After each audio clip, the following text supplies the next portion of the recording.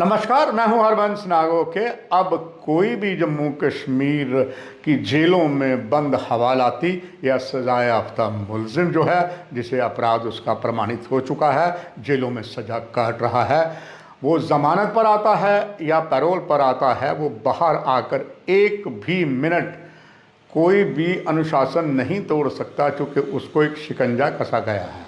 आपने पहले सुना होगा, हाथों में हथकड़ी डाली जाती थी, मगर अब जीपीएस ट्रैकिंग डिवाइस से उनके पाँव में लगा दी जाएगी। और पाँव में लगा के जो उनकी जीपीएस ट्रैकिंग डिवाइस है, वो जम्मू कश्मीर पुलिस की एक विशेष जो एजेंसी है, उस पर पूरी ट्रैकिंग रखी कि वो कहाँ जा रहा है।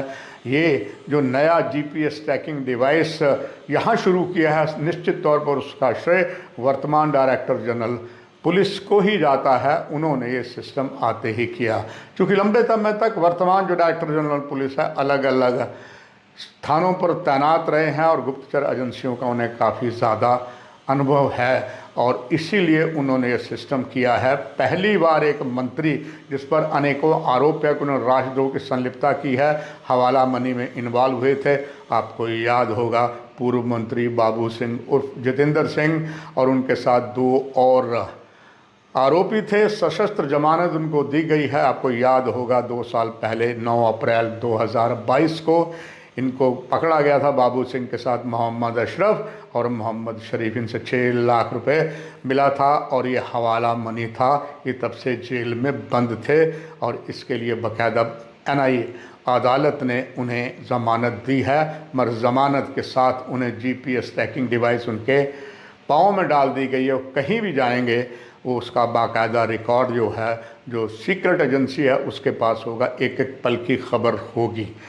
आपको ये भी बताते चले, विदेशों में भी ऐसा होता है, मगर उसके लिए एक दायरा बना दिया जाता है। अगर बाहर जाते हैं, उस दायरे के अंदर ही रहेंगे। ये कहीं भी जा सकते हैं, मगर ना तो देश छोड़ सकते हैं। अगर जम्मू के अपने घरों से बाहर जाते हैं, पुलिस को बताना पड़ेगा और पुलिस को हर बार उन्हें जाके हाज़िरी भी डलवानी पड़ेगी वहाँ पर।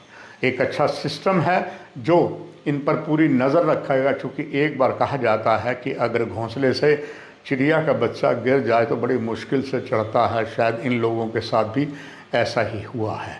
जीपीएस ट्रैकिंग डिवाइस जो अब इनको लगी है, वो कुछ और नए आयाम जम्मू कश्मीर में देगी। उदाहरण तौर पर, अगर घर में आपके पेट डॉग हैं, यानी कि आपने को कुत्ते पाले हैं, वो कई बार गुम हो जाते हैं। अगर आप उसको जीपीएस ट्रैकिंग डाल देते हैं तो वो कहीं भाग नहीं सकता।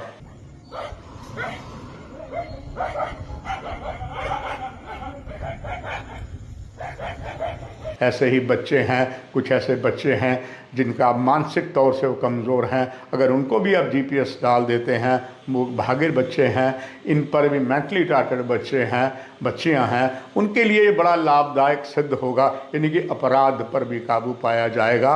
और बच्चे, अगर इंसान या जानवर घूमता है तो उसके लिए जीपीएस ट्रैकिंग डिवाइस बहुत अच्छा है। आशा की जा सकती है ये हर विभाग में होना चाहिए, चाहे स्कूली बच्चों की बस है या कोई और है।